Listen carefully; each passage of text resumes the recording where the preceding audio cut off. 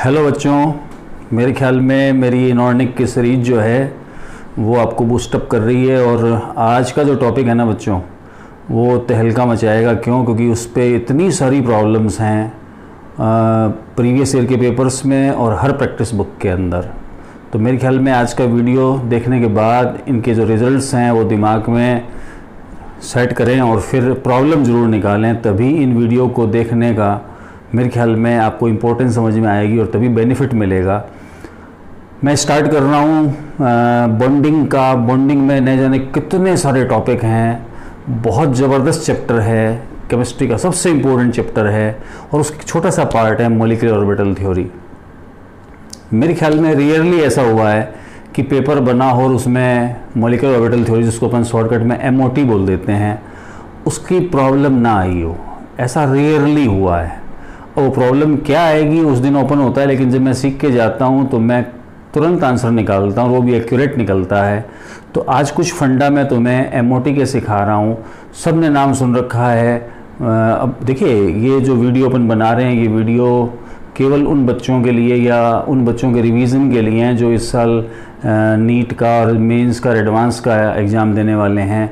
No doubt ये topic इतने बड़े होते हैं कि जो दूसरे वीडियो बनेंगे जिनमें मैं इनको एक्सप्लोर करके पढ़ाऊँगा, डिटेल में पढ़ाऊँगा, वो वीडियो अलग होंगे बच्चों। लेकिन ये वीडियो आपके रिवीजन के लिए हमेशा के लिए पैकेज रहेगा। हर साल जो बच्चे आएंगे उनको लास्ट में जो रिवीजन करना होता है उनमें ये वीडियो हेल्पफुल रहेंगे। तो मैं डायरेक्ट रिजल्ट पे आ रहा हूँ। सब ने बॉन्ड ऑर्डर टर्म सुनी है, बॉन्ड लेंथ सुनी है, बॉन्ड डिसोसिएशन एनर्जी सुना है। तो डायरेक्ट अपन बॉन्ड ऑर्डर की बात करें तो सिंपली मीनिंग क्या होता है कि दो एटम्स के बीच में जितने बॉन्ड बने होते हैं, number of bonds between two atoms is called bond order. हमारे सिलेबस में क्या है कि होमोडाइएटॉमिक मॉलिक्यूल्स हैं और वो भी टोटल 20 इलेक्ट्रॉन्स तक। लेकिन बुक्स के अंदर हेटेरोएटॉमिक के भी क्वेश्चंस मिलते हैं या कुछ और क्वेश्चंस भी मिलते हैं, वो उन्होंने डाल दिए, लेकिन उनको भी अपन सीख लेंगे। आज ही मैं सिखा दूंगा। लेकिन हमारे सिलेबस में H2 से लेकर Ne2 तक के मॉलिक्यूल्स हैं जिनमें दोनों एटम सिमिलर हैं, इसलिए मैं इनको होमोडाइएटॉमिक मॉलिक्यूल बोल रहा हूँ। तो मैं आपको ये सिखाने जा रहा हूँ कि होमोडाइएटॉमिक मॉलिक्यूल, और चाहे वो हेटेरोबिक डाइएटॉमिक मॉलिक्यूल है, उसका बॉन्ड ऑर्डर कैसे निकलता है। और फिर बॉन्ड ऑर्डर को हम कोरिलेट करेंगे बॉन्ड लेंथ के साथ, बॉन्ड डिसोसिएशन एनर्जी के साथ और स्टेबिलिटी के साथ। तो समझते जाना बच्चों। फिर मैं बोल दूं, अपने को पढ़ना है होमोडाइएटॉमिक मॉलिक्यूल, वो भी 20 इलेक्ट्रॉन सिस्टम तक। मेन बात ये है। मैं टेक्निक पे बात कर रहा हूं। मैंने डेफिनेशन दे दी है कि बॉन्ड ऑर्डर क्या होता है। सब ने बॉन्ड ऑर्डर निकालने का फॉर्मूला ये पढ़ा है। मैं बॉन्ड ऑर्डर को शॉर्टकट में BO लिख रहा हूं और हम बोल देते हैं कि NB माइनस Na/2। सब ने ये टर्म सुन रखी हैं, पढ़ रखी हैं कि बॉन्डिंग में इलेक्ट्रॉनों की नंबर है बॉन्डिंग मॉलिक्यूलर ऑर्बिटल में, और Na जो है एंटी बॉन्डिंग में इलेक्ट्रॉनों का नंबर है, और उनके डिफरेंस को हमें 2 से मल्टीप्लाई करने पर हमें बॉन्ड ऑर्डर मिलता है। खैर ये तरीका है, लेकिन अपन इसको और अलग तरीके से लेते हैं। फॉर्मूला आ गया। मैं क्या करता हूं, मैं टोटल नंबर ऑफ इलेक्ट्रॉन की बात कर रहा हूं, टोटल नंबर ऑफ इलेक्ट्रॉन्स, और यहां मैं बॉन्ड ऑर्डर लिखना चाहता हूं। और समझते जाना, मैंने इवन नंबर लिख दिए 2, 4, 6 और 8 और 10 और 12 और 14 और 16 और 18 और 20, क्योंकि हमारे सिलेबस में 20 इलेक्ट्रॉन सिस्टम तक हमें पढ़ना है। अब मैं बॉन्ड ऑर्डर, ये टोटल नंबर ऑफ इलेक्ट्रॉन है जो मॉलिक्यूल दिया है उसके अंदर। बॉन्ड ऑर्डर का तरीका 1 0 1 0 1 2 3 और फिर 2 1 0, ये बॉन्ड ऑर्डर का तरीका है। अब मैं इसको अप्लाई करके दिखाता हूं। समझना बच्चों, जैसे मुझे C2 का मॉलिक्यूल मिल गया, मुझे पता है एक कार्बन में 6 इलेक्ट्रॉन होते हैं, तो 2 कार्बन में इलेक्ट्रॉन मिला के 12 हो गए। 12 ये लिखा हुआ पड़ा। बॉन्ड ऑर्डर कितना है? 2। मैंने तुरंत आंसर बता दिया, 2 है। बॉन्ड ऑर्डर 2 है। मान लीजिए मुझे C2 2 माइनस मिल गया। मुझे पता है 12 तो 2 कार्बन में होते ही हैं, 2 और आ गया क्योंकि 2 नेगेटिव लगाया हुआ है, टोटल 14 इलेक्ट्रॉन हो गए। 14 इलेक्ट्रॉन के केस में 3 बॉन्ड ऑर्डर है। मेरा आंसर बॉन्ड ऑर्डर 3 हो गया। कितना आसान है मेरे ख्याल में। इन तरीकों को आप यूज लें, क्वेश्चंस में अप्लाई करें। मेन चीज है क्वेश्चंस में अप्लाई करेंगे तो इनका बेनिफिट होगा, अदरवाइज नहीं होने वाला है। फिर समझें, मान लीजिए मुझे N2 डाई माइनस और मुझे O2 प्लस और मुझे O2 डाई माइनस मिल गया, मान लो।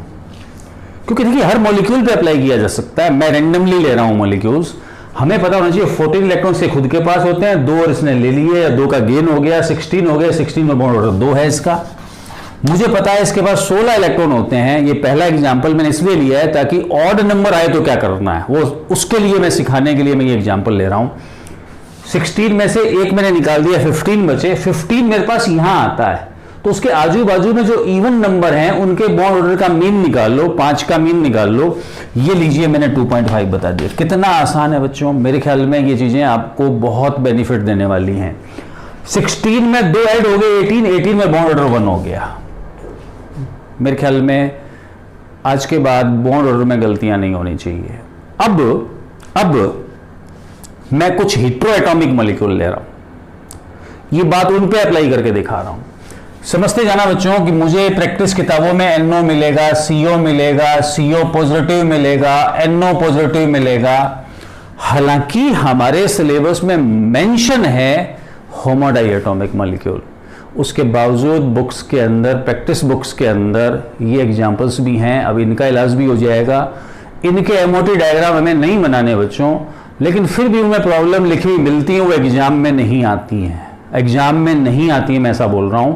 अब समझना, मेरे पास 7 इलेक्ट्रॉन तो इसके पास थे और 8 इलेक्ट्रॉन मेरे इसके पास हैं। 8 और 7 15 हो गए। और आप देख रहे हैं, अभी बताया था मैंने, 15 मेरा यहां स्टैंड करता है, तो इन दोनों का मीन मतलब बॉन्ड ऑर्डर इसका 2.5 हो गया। ये मेरा आंसर है।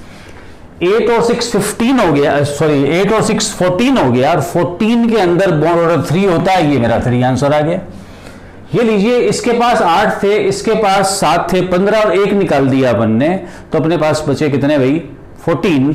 इसका मतलब बॉन्ड ऑर्डर 3 हो गया। ये एग्जाम्पल बिल्कुल अलग है और इससे थोड़ा सा बचकर चलें। जहां कुछ अलग बात आएगी, हमारी बात जो ट्रिक है वो थोड़ी सी काम नहीं कर पाती, इसलिए मैंने इस पे स्टार दिया है। और हर बुक में आपको ये क्वेश्चन मिलेगा। नो डाउट मेरे पास 8 इलेक्ट्रॉन यहां थे और 6 यहां थे, 14 थे, 1 निकाल दिया अपन ने, तो अपने पास 13 बचे। 13 मेरा यहां आ रहा है। बॉन्ड ऑर्डर नो डाउट 2.5 आना चाहिए था, लेकिन रॉन्ग है। इसका बॉन्ड ऑर्डर 3.5 बताया जाता है बच्चों। ये बात थोड़ी ध्यान रखी जा सकती है, एक रिजल्ट ध्यान रखा जा सकता है। कारण है कि जो CO के MOT डायग्राम जो मैंने अभी बोला था सिलेबस में नहीं है, उनको जब अपने स्टडी करते हैं ना, तो हम क्या पाते हैं कि इसमें से इलेक्ट्रॉन जो हटता है ना, वो नॉन बॉन्डिंग, जिसमें स्लाइट एंटी बॉन्डिंग करेक्टर होते हैं। और एक बात सोचने वाली है, जब एंटी बॉन्डिंग MO में से इलेक्ट्रॉन निकलेगा तो बॉन्ड ऑर्डर इंक्रीज होता है। इस कारण यहां बॉन्ड ऑर्डर इंक्रीज हो गया और 3.5 तक पहुंच गया है। तो इस सिंगल एग्जाम्पल को ध्यान रखें, CO पॉजिटिव ध्यान रखें। मेरे ख्याल में आप बॉन्ड ऑर्डर निकालना सीख गए होंगे। कोई भी डाइएटॉमिक मॉलिक्यूल दिया हो बच्चों, इस पैटर्न से आंसर निकालें, आपका आंसर सही आएगा। ये तरीका सीख डालें। क्लियर? अब मैं बॉन्ड ऑर्डर को कुछ अदर मॉलिक्यूलर प्रॉपर्टीज से कोरिलेट कर रहा हूं और समझ रहा हूं उनको, और फिर अपन कुछ प्रॉब्लम्स कर लेंगे और न जाने कितनी सारी बातें सॉल्व होने लग जाएंगी सिर्फ बॉन्ड ऑर्डर के बेस पर। समझना, ये लो, मैंने क्या किया, कुछ रिलेशंस बनाने हैं बच्चों कि मैंने बॉन्ड ऑर्डर और बॉन्ड लेंथ को कंपेयर करना है, बॉन्ड ऑर्डर और बॉन्ड डिसोसिएशन एनर्जी को कंपेयर करना। एक बात सोचने वाली है, मैंने कहा bond order number of bonds between 2 atoms हैं, 1 बॉन्ड, 2 बॉन्ड, 3 बॉन्ड, जैसे 2 एटम्स के पीछे बॉन्ड का नंबर बढ़ेगा, मुझे उनको तोड़ना बड़ा मुश्किल हो जाएगा मेरे लिए। तो मैं कह सकता हूं बॉन्ड डिसोसिएशन एनर्जी बढ़ेगी। दैट्स वाई मैं कह सकता हूं बॉन्ड ऑर्डर और बॉन्ड डिसोसिएशन एनर्जी में रिलेशन डायरेक्टली का है। लेकिन जैसे जैसे हमें पता होना चाहिए कि नहीं 2 एटम्स के बीच में बॉन्ड ऑर्डर इंक्रीज होता है ना, तो बॉन्ड लेंथ डिक्रीज होती है। आखिर ऐसा क्यों? मेन चीज ये है कि जैसे जैसे 2 एटम्स के बीच में नंबर ऑफ बॉन्ड्स बढ़ेंगे, पाई बॉन्ड बढ़ेगा। और हमें पता है पाई बॉन्ड कोलेटरल ओवरलैपिंग से बनता है, और उस ओवरलैपिंग के लिए 2 ऑर्बिटल्स को बहुत नजदीक आना पड़ेगा, और नजदीक आना पड़ेगा तो इंटरन्यूक्लियर डिस्टेंस क्या होगी, डिक्रीज होगी, मतलब बॉन्ड लेंथ डिक्रीज हो जाएगी। इसका मतलब बॉन्ड ऑर्डर के साथ बॉन्ड लेंथ जो है उसका रिलेशन मेरा इनवर्सली का हो गया। लेंथ ज्यादा है तो बॉन्ड ऑर्डर कम है, ऐसा बोल दो चाहे, और उल्टा भी सही है। ये रिलेशंस आपको न जाने कितने सारे क्वेश्चंस का आंसर दे डालेंगे, न जाने कितने सारे क्वेश्चंस का। अब समझना, मैं प्रॉब्लम लेके चलता हूं, एक क्वेश्चन निकालता हूं। मान लीजिए मुझे प्रॉब्लम मिली N2 और मुझे मिल गया N2 पॉजिटिव और मुझे मिल गया N2 डाई नेगेटिव। इस छोटे से एग्जाम्पल पे वो पूछ लेगा कि इनमें बॉन्ड डिसोसिएशन एनर्जी का ऑर्डर बताओ, इनमें बॉन्ड लेंथ का ऑर्डर बताओ, तो हम कैसे बताएंगे वो समझना। सबसे पहला स्टेप है आपका बॉन्ड ऑर्डर निकालना। मुझे पता है 14 इलेक्ट्रॉन में 3 होता है, 15 में 2.5 होता है और 16 में 2 होता है। ये बॉन्ड ऑर्डर मैंने निकाल दिया। अब आपके सामने रिलेशन पड़ा है, आंसर आ जाएगा। मैं कहूंगा इसमें N2 की बॉन्ड डिसोसिएशन एनर्जी सबसे ज्यादा, N2 प्लस की और कम, N2 डाई माइनस की और कम। ये बॉन्ड डिसोसिएशन एनर्जी का ऑर्डर हो गया बच्चों। और बॉन्ड लेंथ की बात करूंगा तो इसका ऑर्डर क्या हो जाएगा, रिवर्स हो जाएगा। तो मैं कह सकता हूं ये ऑर्डर मेरा बॉन्ड लेंथ का बन जाएगा। तो मेरे ख्याल में एक प्रॉपर्टी अपन ने सीखी बॉन्ड ऑर्डर और उसको कोरिलेट कर दिया अपन ने बॉन्ड डिसोसिएशन एनर्जी और बॉन्ड लेंथ से। अब सारी प्रॉब्लम सॉल्व हो जानी चाहिए।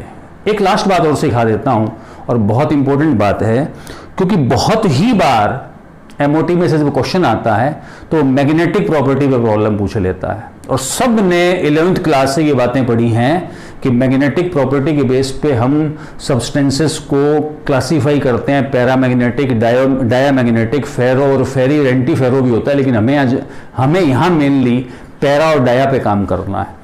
मुझे कोई भी मॉलिक्यूल दिया होगा और मुझे पूछ लिया जाएगा ये पैरा है या डाया है, मुझे बिना रटे हुए आंसर देना है। सब परिचित होंगे, नहीं जानते तो समझ लें, जहां अनपेड इलेक्ट्रॉन आ गया वो पैरा और जहां सारे इलेक्ट्रॉन पेड हैं वो डाया। सिर्फ इस पॉइंट्स पे हम काम करें, इस पॉइंट पे हम काम करेंगे। लेकिन मैं डाई एटॉमिक मॉलिक्यूल्स में, देखिए जो तरीका बता रहा हूं ये सिर्फ डाई एटॉमिक मॉलिक्यूल के लिए बता रहा हूं। पॉली एटॉमिक मॉलिक्यूल में क्या तरीका लगाना वो भी बता दूंगा मैं। लेकिन पहले अपन डाई एटॉमिक मॉलिक्यूल की बात करना चाहते हैं।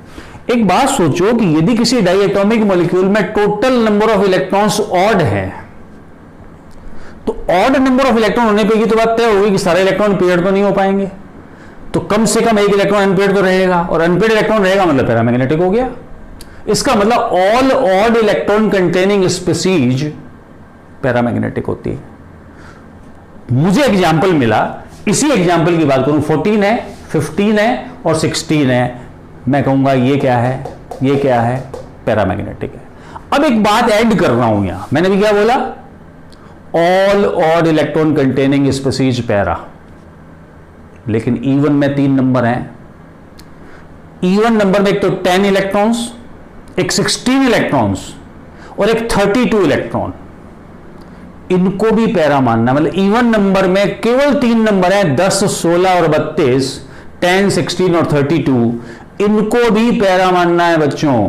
तो अब मैं बोलूंगा यहां भी 16 आ रहा है भाई, तो ये भी पैरा हो गया। पैरा पैरा क्योंकि अनपेयर्ड इलेक्ट्रॉन यहां मिलेगा, 15 इलेक्ट्रॉन है टोटल, और इसमें 14 आ रहा है, मतलब डाया। रिकॉल कर रहा हूं, all odd electron containing species para होती है। जहां इवन नंबर आता है उसमें 3 नंबर हैं, 10, 16 और 32, ये पैरा की तरफ चले गए। बाकी सारे इवन नंबर जो हैं वो डायमैग्नेटिक की तरफ आ गए। ये बात पकड़ में आ गई हो सबको। अब बात करता हूं मैं हेटेरोएटॉमिक मॉलिक्यूल की। मान लीजिए मुझे NO के बारे में पूछ लिया, मान लीजिए मुझे CO के बारे में पूछ लिया। 8 और 7 15, 15 का मतलब ऑड नंबर मतलब पैरा। 8 और 6 14, 14 का मतलब इवन नंबर मतलब पैरा, गलत बोलो डाया। इवन नंबर में डाया, पैरा केवल कहां है, 10, 16 और 32। क्लियर। अब क्या होता है, बच्चा क्या करता है या आप लोग क्या करते हो, इस बात को हर जगह अप्लाई करने लगते हो। जैसे एक बात आगे बढ़ने से पहले बता दूं, हमारी एनसीईआरटी 12th में लिखा हुआ है कि वेपर फेज में S2 पॉसिबल है और एक सल्फर के बाद 16 इलेक्ट्रॉन होते हैं, 2 के पास 32 हो गए। S2 ध्यान रहे पैरामैग्नेटिक है, ये बात 12th की एनसीईआरटी में लिखी हुई है, कोई बड़ी बात नहीं, मेरे पेपर में एज इट इज आ जाए, इसी साल आ जाए, मैं फिर बोल रहा हूं। इसलिए ये 3 बातें ध्यान रखना। यही बात अपन O2 के लिए करते हैं, यहां भी तो 16 इलेक्ट्रॉन है टोटल, और 16 इलेक्ट्रॉन ऐसे, इसको भी मैं पैरा बोलूंगा। याद करो जब तुमने VBT और MOT को डिटेल में पढ़ा होगा तो VBT की एक बहुत बड़ी कमी थी कि VBT O2 को पैरामैग्नेटिक प्रूव नहीं कर पाई थी, जबकि MOT ने O2 को पैरामैग्नेटिक प्रूव किया, और ये MOT का सबसे ग्रेटर अचीवमेंट था और VBT की सबसे बड़ी ड्रॉबैक थी। ध्यान रखना O2 पैरामैग्नेटिक है, क्योंकि जब अपन इसका एमओटी डायग्राम बनाते हैं तो O2 के पाई स्टार पीएक्स और पाई स्टार पीवाई में अनपेड इलेक्ट्रॉन मिलता है। खैर बिना डायग्राम बनाए अपन ने आंसर निकाल लिया बच्चों। ध्यान रहे 10, 16, 32 में अपने को पैरा बताना है।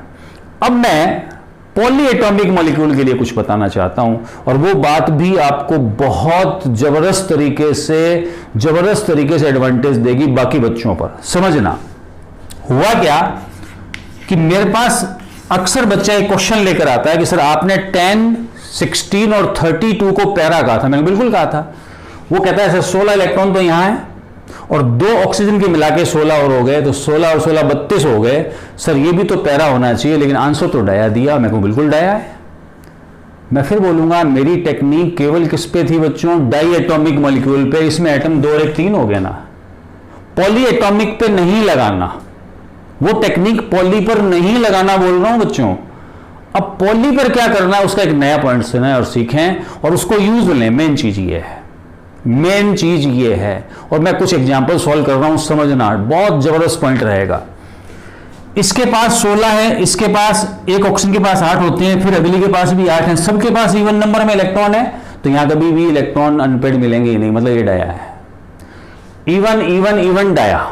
जहां ऑड नंबर ऑफ इलेक्ट्रॉन आ गया ना, जहां ऑड नंबर में इलेक्ट्रॉन का नंबर आ गया, उसको आपको पैरा बताना है पॉली एटॉमिक मॉलिक्यूल के केस में। समझना, सबके पेपर में ये क्वेश्चन आया हुआ है। अपनी किताब में ये एग्जाम्पल पढ़ा है पोटेशियम सुपर ऑक्साइड का। बच्चों समझना इसको, ये भी एग्जाम में हो सकता है। एस ब्लॉक के चैप्टर में एनसीईआरटी में इस फॉर्मूले को वेटेज मिला है, ध्यान रहे। अब समझना मैं क्या करता हूं। 3 एटम है, 2 तो क्या है और इवन नंबर वाले, एक कैसा है ऑड नंबर वाला। 19 इलेक्ट्रॉन होते हैं। जहां कहीं भी ऑड नंबर इलेक्ट्रॉन वाला एलिमेंट आ जाए ना, पैरा बता दो। ये मेरा आंसर पैरा है, खत्म। मुझे N2O मिला, समझना बच्चों, बहुत जोरदार बात बता रहा हूं। N2O3 मिला, मुझे NO मिला, मुझे N2O5 मिला, कुछ भी एग्जाम्पल ऐसा मिल जाए, मुझे ClO2 मिला, ClO3 मिला, मैं इनको कंपेयर करना चाहता हूं। समझना, फिर बोल रहा हूं समझना। और मुझे एक लास्ट एग्जाम्पल और लिख दूं, Cl2O6 मिल गया। देखो जोरदार सी बात। इवन और ऑड नंबर वाला एलिमेंट आ गया, पैरा। 2 ऑड मिलकर इवन हो जाएंगे, जान रहे। ये पॉइंट नया बन गया है। ऑड मतलब इवन, मतलब दोनों के अनपेड इलेक्ट्रॉन पेड हो गए, मतलब ये भी इवन। मैं इन एटम्स के नंबर से नहीं बोल रहा हूं, आपके 5 को इवन कैसे बोल रहे हैं? ऑक्सीजन के पास इवन नंबर ऑफ इलेक्ट्रॉन तो होते हैं। ये डाया बन गया। ये लो 2 ऑड मिलकर इवन हो गया है, मतलब ये भी डाया हो गया। 2 ऑड मिलकर इवन हो गया, मतलब ये भी डाया हो गया। इसमें देखो ये ऑड नंबर वाली स्पीसीज आ गई, मतलब पैरा। इसमें ऑड नंबर वाली आ गई, मतलब पैरा। लेकिन इसमें 2 ऑड मिलकर क्या हो गया? इवन हो गया, मतलब डाया। कितना जबरदस्त तरीका है बच्चों मॉलिक्यूल का। अब कोई स्ट्रक्चर बनाकर देखने की आवश्यकता नहीं है, आप मेरे पॉइंट अप्लाई करें, आंसर मिलेंगे। मेरे ख्याल में बच्चों आज की जो इन्फॉर्मेशन है इसने दिमाग की बत्ती जला दी होगी। और मैं फिर कहूँगा बच्चों, क्वेश्चंस सॉल्व करें। जितनी प्रॉब्लम करेंगे आपके कंसेप्ट उतने कंक्रीट बनेंगे और आप एग्जाम को फोड़ डालेंगे। मेरे ख्याल में खूब इंफॉर्मेशंस मिली हैं। जय हिंद।